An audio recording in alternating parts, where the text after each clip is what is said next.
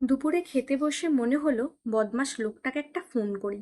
কি করছে কে জানে, লাঞ্চ করেছে কিনা কে জানে। সারাদিন তো শুধু কাজ আর কাজ, খাবার কথা মনে থাকে না। না খোঁচালে তো খাবে সেই বেলা 4টের সময়। তা ফোন করে জিজ্ঞাসা করলাম খেয়েছেন কি না। আজ তো লাঞ্চও নিয়ে যাননি, সকাল সকাল বেরিয়ে গেলেন। তা কি ব্যাপার, অন্যদিন তো আমি 10বার ফোন না করলে না খোঁচালে তো খেতে বসো না, তো আজ এত তাড়াতাড়ি? আচ্ছা, খাবেই তো, বউয়ের রান্না তো মুখে রোচে না। তা কি খাচ্ছ শুনি? ওপার থেকে কথা এলো চিকেন স্টু আর ব্রেড। আচ্ছা, যত নিয়ম সব আমার জন্যই। নিজে তো বেশ ওই বাইরের আনহেলদি খাবারগুলো খাচ্ছ, তার বেলা তখন বলেন কি চিকেন স্টু আনহেলদি কে বলেছে? এটা বাচ্চা থেকে বুড়ো জোয়ান সবাই খেতে পারে।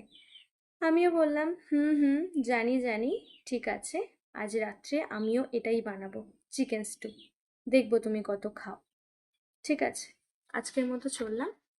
ভিডিওটা যদি আপনাদের ভালো লেগে থাকে অবশ্যই একটা লাইক আর সাবস্ক্রাইব করে দিও।